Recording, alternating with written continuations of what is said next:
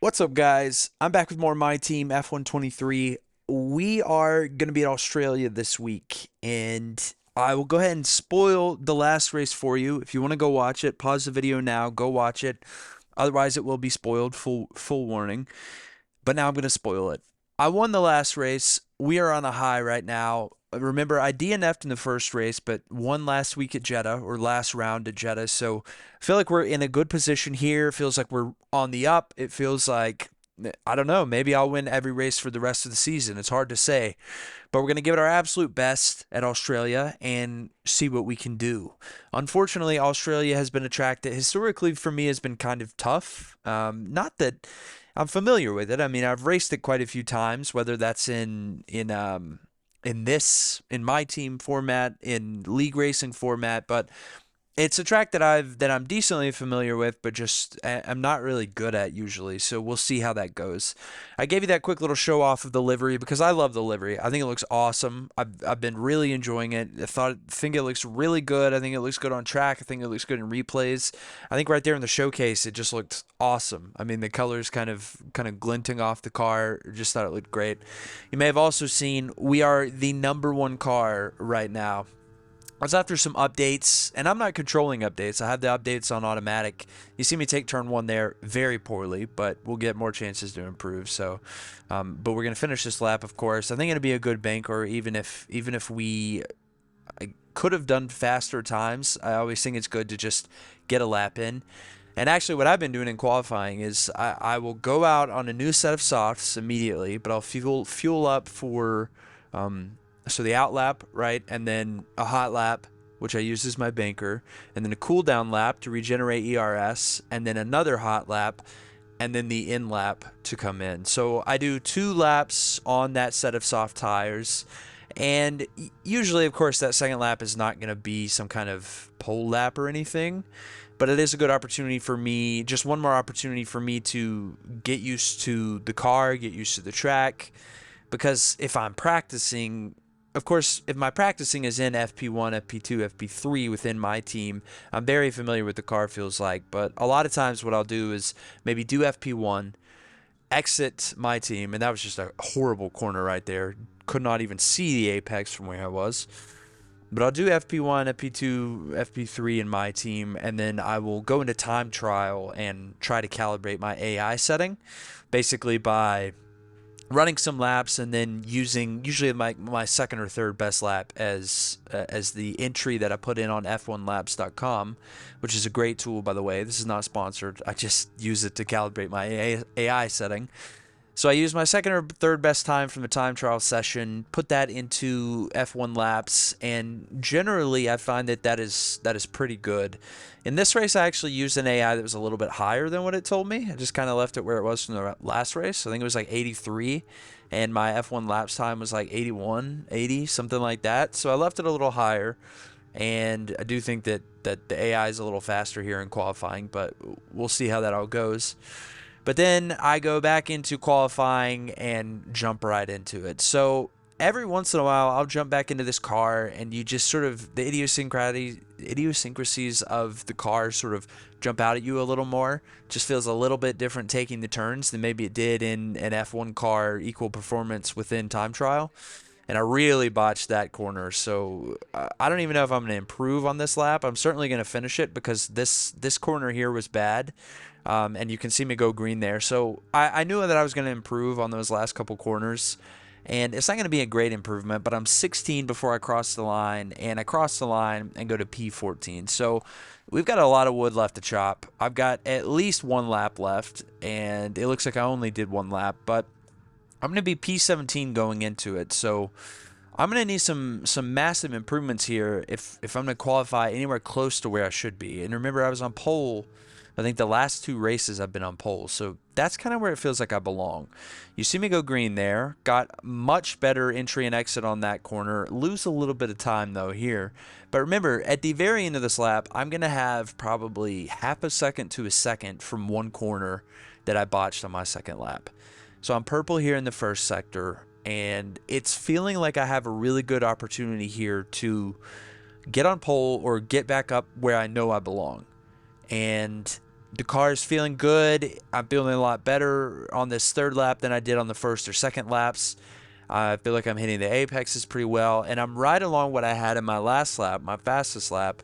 And remember, right here is a place where where I lost a bunch of time on my second lap, and you just see the delta vastly improve. So I went from red to something like 9/10 up, almost a full second up, and also got a nice entry and exit on that turn. So I'm over a second up. It feels like I've got a decent chance, but I did go red second sector, but I went purple first sector. So I may have a chance here at pole, and we'll see if I do, and I don't. I get P8 there, which is lower than you would like to be starting when you have the best car on the grid, but I have a strong suspicion that's going to be better than my teammate. It is better than my teammate, P12. And I'm only half a second off the leaders, but or the pole sitter, but that's just going to be too much. So we've got a lot of work left to do in the race. We're going to do our best. We're going to see what happens, but it's going to be PA without any grid penalties. So let's get into our grid walk here. This circuit missed a few years off the F1 calendar, and we missed Albert Park. So welcome back, and it's great to be back in Melbourne. Welcome to the Australian Grand Prix. We go racing today then in the state of Victoria, where the drivers have 14 corners and 3.28 miles to navigate at an average lap speed of around 120 miles per hour. The close proximity of the barriers make accidents inevitable, and recent history shows us that a safety car is not at all out of the question. Off the back of a fantastic qualifying session, it's time to see how our starting grid looks like for today's race. Charles Leclerc lines up on pole position, and starting next to them is George Russell. Looking down the rest of the grid, we have Norris, Sainz, Verstappen, Hamilton, Fernando Alonso, Joker, Oscar Piastri, Perez, Gasly, Chadwick, Ocon, Stroll, Bottas, Hulkenberg, Ricciardo, Joe, Magnussen, Tsunoda, Albon, and Logan Sargent. Which of these talented drivers will come out on top today? Natalie Pinkham joins me once again in the commentary box. It's fantastic to have you with us today. I'm curious though, how do you think the drivers stop those pre-race nerves from becoming overwhelming when you're lining up on the grid? Well, the regulations aren't new anymore, but the teams and the drivers are still coming to terms with them. I firmly believe it's also track specific. We've seen some wheel-to-wheel racing throughout the year. Some tracks lend themselves better to it than others. I'd like to see it at every race in the whole season. Is that too much to ask? So that's your grid there. We will be P8, of course, and you see me messing around with the strategy here a bit. It looks like I'm going to go medium, medium, soft, and that's a strategy that I like because it typically ends with you assuming nothing crazy happens with safety cars and strategy and stuff. You see everybody starting on mediums or softs. But assuming nothing crazy happens with the race and strategy, that means that I'm going to be ending the race on softs, which is my fastest tire, of course, and leaves me in a good position to be charging for a win at the end of the race, and also hopefully in a good position to get a fast lap. Because, of course, you have less fuel throughout the race, and I've got the best car, so you would hope that last stint I'll put on the softs, and I'll be able to get a fast lap. But it looks like I'm going 19 laps on the mediums, another 19 laps on the mediums, and then that leaves something like 14 laps on the softs. And the personalized strategy actually looked like it was telling me to do even more laps on the softs, but I was a little more comfortable with this, so that's what I did, and that's what we're going to go with. But we're off to the races here. 5 red lights, away we go. I'm on the mediums. Everybody around me appears to be on softs other than, who was that right in front of me? Does Hamilton have the mediums? I think no, he's got the softs as well. But a lot of these guys have the softs around me, and they pretty quickly get past me. Looks like Jamie might get past me as well. But I kind of expected that. It's not unexpected for that to happen. But I'm going to try to keep it clean regardless, and just remember that the strategy is what's going to carry me here, rather than, hey, I need to make up 4 places on the first lap. It is a bit discouraging, of course, to lose 2 places on the opening lap, but it's the way it goes. And I will say it's also a bit disappointing to lose out to your teammate there. Jamie's on the same tires as I am. I've historically been a bit faster than her this season, so we're hoping to continue that trend. I think that you want to be the number one driver on the team, especially in a case where you are the owner of the team. I especially want to be the number one driver on my team. But at the moment, I'm slipping down the order and losing out to soft runners, yes, but also Jamie Chadwick on the mediums. Perez gets past me there as well, so we will, it looks like, be P11 going into the second lap here. But I do hope to keep Ocon and Gasly behind me, especially Gasly on the mediums. But Ocon, it seems like I'm going to have more pace than him. Again, much faster car than I'm in a much faster car than he is. And I do think that when you find yourself in these positions where you're driving alongside drivers that are in more midfieldy or lower cars, that was disappointing. Perez just sort of, I don't know if Jamie went wide or something there, but Perez slowed down, I thought, very quickly.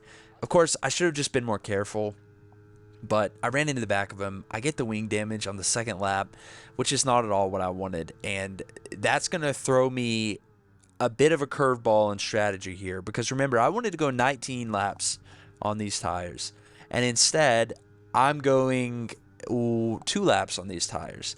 But the good news is we're going to pit here, we're going to get a new wing, and this is the point where I've really felt the broken wing coming into play. Is just felt like I was driving a boat trying to get around these corners, but it seems like the right thing to do to pit right now, and we can go back to these tires later if we need to. So we're going to jump into the pits here. We're going to put these tires on and hopefully get a decently quick pit stop. 7.9 seconds, not great, but it says that we can do 29 laps on these softs. I would hope that we don't need to do 29 laps on these softs. I mean, I think this is going to end up being like hopefully a 15 lap stint or something like that, but I don't know, maybe I need to stretch it a bit and try to make it one stop for the rest of the way. So we'll just see what happens. But fast forward a bit, I'm still in last, of course. Verstappen pitted as well. I don't know if that was a damage situation or what, but he went on to the hards, and I would hope that I have a bit more pace than him here, given that I'm on the softs, he's on the hards. They do have a really good car, the Red Bull, but I've got a really good car as well. I went a little deep there, but get my elbows out a bit and stay in front of Verstappen for as long as I possibly can. And I think he's really just going to probably trail along with me here, and we'll sort of carry each other through the field, or I'll carry him through the field. He's probably doesn't have the pace to pass me on those hard tires. I probably am going to have decent pace in these softs. I would hope to be catching Magnussen pretty quickly, and sure enough, 2 laps later, lap 10, I'm within a second of Magnussen. So you would hope that he's meat as soon as we get to that start-finish straight, or the second DRS zone there at the very worst, and you can see me getting better entries and exits, better traction on exit than he is. So I think he'll definitely be meat, and especially given that he's just in such a slower car than I am. But the thought in my mind here is now, okay, I can recover from this. I've made a pretty colossal error that cost me 5 seconds in the pits. It really didn't cost me much more than that when you think about it. I mean, it's probably going to put me on a suboptimal strategy here, but maybe safety cars can save me in that regard. But at the very least, it cost me 5 seconds for the front wing, and you see me get past Magnussen relatively easily. Just sort of, I wouldn't even call it a dive bomb. I just braked later than he did, and I was able to make the move stick. And we're up to P20 and hopefully improving from there. Fast forward a lap, I catch up to this large gaggle of cars, and these cars are all slower than I am. This is Sargent, Tsunoda, Albon's up there. I can't see the 3 cars in front of him, but of course you would expect that these are more kind of midfield backmarker cars. So me on the soft tires, the newer soft tires, albeit not much newer, they are newer, and I would hope that I'm able to pass some of these guys relatively quickly and get back into open air in front of them, where I can hopefully just capitalize on, again, a tire offset or just the pace offset. But unfortunately, I make another idiotic error and run into the back of Ricardo. I tapped the wall first, didn't get any damage from the wall. I think it might have just been my tire that touched the wall, but pretty immediately after that, ran into the back of Ricardo, and I've put myself in the bin once again. So we're about to go on to our third front wing, and you may have seen the suggested strategy for me down there was 2 new sets of mediums, or not new, 2 additional pit stops in this race. Both mediums. So I will go start on the mediums, go to the softs, switch to mediums, and then mediums on my last stint. So it looks, again, 7.9 second stop. It says that we have 39 laps that we can do on these mediums, and I'm back to the back of the grid. So we're going to see what we can do here, but I put myself in a real hole. Fortunately, some of these cars in front of me are going to start to pit right about now, and if I keep it consistent and keep it fast, then hopefully I can gain a lot of time on these people. Because the good news here is that I'm going to have a lot of open air throughout this race. Because I've put myself in such a suboptimal strategy, I'm going to have a lot of open air. So these last two stints for me on the mediums, theoretically, I'm going to have all this free air that I can just eat these guys. And Sargent and Joe, you can see, are looking to hopefully be, I'm hopefully looking to make pretty quick work of them. I'm certainly faster than them, but this is a bit of a dangerous place with two cars in front of you to try to make a pass. So I don't do it. I'm going to back out, maybe try to get them in the next corner if I don't slide off the track. I do get to DRS. So we're P17 here. I'm on the mediums, but I feel a lot faster than pretty much all the cars around me on the softs. And I hope that I'll be able to quickly pass them. It looks like George Russell DNF'd also, by the way. He was off the track there. I don't know if I showed the message, but he did DNF. So I'm going to get at least Sargent. No, Sargent's going to go in the pits. Hopefully I'll get Joe here on either the start-finish straight with my DRS or go into the next DRS zone if I need to, which it looks like I will probably need to. Ocon's coming out of the pits as well, but he's on those very cold tires, and I don't think I'm going to have any trouble with him. I get past him pretty easily, get more DRS, and it's off to the races to catch Joe. So I'm P13 here on lap 18. I really don't think that I'm at a huge disadvantage because I think these cars are going to pit again as well. So honestly, am I out of reach of the leaders? Probably yes. I don't really see myself getting a podium in this race, but there's no reason at all that I shouldn't score points, and there's no reason at all that I shouldn't score probably pretty good points. I mean, in the back of my mind, I think I'm probably shooting for, I don't know, pass another 3 cars on track maybe, and I get to pass down on Joe finally after about a lap of playing around and finally get past him. But maybe I pass, let's see, in front of me I've got maybe 3-4 cars that I could catch. Lap 19 here, Ricardo is in my sights, and I should be able to get him pretty easily. I saw him recharging there for a second, and then I get to DRS on him, use a bit of battery, and I'm able to slide past and still get a pretty good braking zone done. So that's job done there, and it looks like I'm going to slot in behind Hamilton, who I would guess is going to be faster than I am because he is on the softs. I'm on the mediums, and he's got a pretty fast car. In Bahrain, I think it was, Hamilton just sort of out of nowhere just had this really rapid pace, and I thought I was going to be able to get past him pretty easily, but ultimately couldn't do it. In this case, I was able to get past him pretty easily. I think the DRS and the battery usage on that straight are pretty tough to defend against. So we are up in the points, P9, and we're just going to cycle through the race a little bit here. P8, lap 28 here. My teammate, Jamie Chadwick, is right in front of me, but I get the message that Jamie, something, I think I got a message that said, oh, Jamie's got some problems with the car or something, and you see her DNF right there. So that's unfortunate from a team perspective. From a personal perspective, that's one more place that I didn't have to fight for, so that's certainly something. But from then on, I'm just going to try to catch up to this group of cars in front of me, and that's Piastri, Alonso, Norris. Piastri pits, Alonso and Norris are right there in front of me, and I'm just trying to put in fast laps. I've currently got the fast lap, but something that helps me here is you see Alonso's and Norris's intervals come together at about 7.5 seconds, and then it just consistently comes down. So it's 5 seconds, 4 seconds, 3.5 seconds, 3 seconds, 2 seconds. So what's happening here is Norris, Piastri, and Alonso were all fighting each other on track. And if you play this game with AI, you know that the AI love to do that. And that's great for me because I've got no one in front of me. You saw a couple times that I was passing back markers in that little stretch, but I don't have anyone racing me in front of me on track. while Norris and Alonso and Piastri, Norris less so, but Piastri and Alonso were fighting each other and holding each other up. So that allowed me to gain huge chunks of time on them. And again, if you've played MyTeam, if you've watched people play MyTeam, you know that this is a big thing with them. If the AI would just sort of back out of those situations and focus more on maybe not necessarily helping each other, but not fighting each other, going into the corners alongside each other, Alonso and Piastri could have stayed in front of me there. And I may have never caught them. But as it stands now, I got that opportunity to gain huge chunks of time on them, got by Piastri. Alonso's up next, and I make quick work of him because I've got the DRS and the battery usage to use, and he just has no hope of stopping me here. So the error of the AI took me from P7 to P5, and frankly, that was above my wildest expectations for what I could achieve in this race at one point. Of course, I've got one more pit stop to go, but I would say that the cars around me do as well. So I don't think that I'm going to be able to catch the group in front of me, but I certainly think that I should be able to achieve a P5 at least, and we'll kind of take advantage of what happens. So you go into the pits there. I'm on a fresh new set of mediums. Get passed by Piastri pretty quickly. Just didn't have any hope there. But I'm P8, and P8 is the absolute lower limit of what I'm going to achieve in this race in my mind right now. Because all these other cars have to pit. But unfortunately, we get the safety car.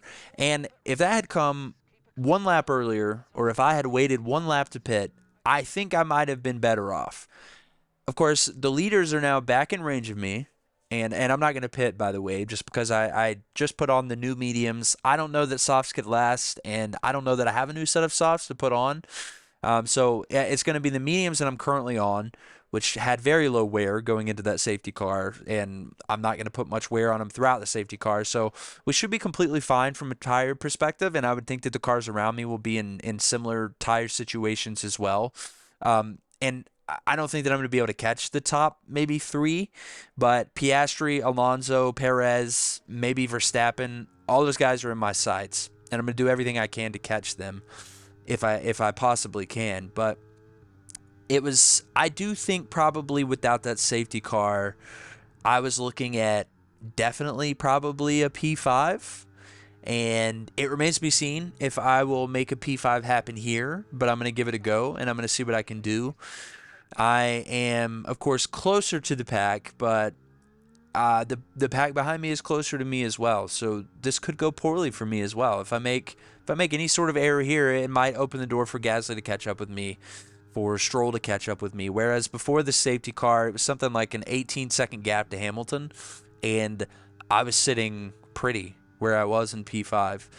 I think that, well, I guess I pitted, and then Hamilton was 18 seconds behind me, and I was no longer sitting pretty in P5, but still sitting decently pretty with room to maneuver upward. Trying to make something happen on Oscar Piastri there, couldn't do it. And I kind of just stuck in behind this group for a couple laps, and I think part of that, I think I made an error and went wide at some point. And I was roughly a second back and then made an error, and so I lost half a second or something like that. So I get back in range of these guys, almost made a pass on Oscar there, but I backed out at the last second, and frankly, I think it was probably a good idea. I got a little gun shy after all the other incidents that I've caused during this race, and thought maybe it was smart to be smart for once instead of being aggressive.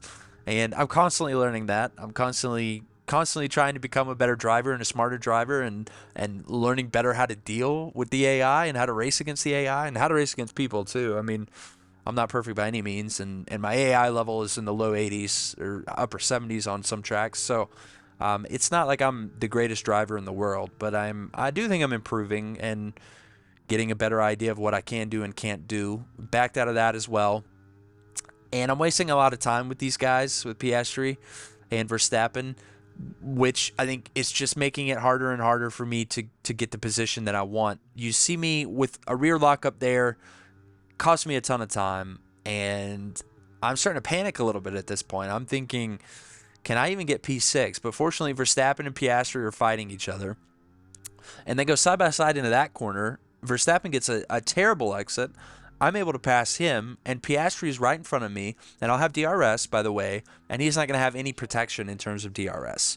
So It looks like Piastri's a sitting duck. Hopefully I'll be able to get him. Let's see if I can.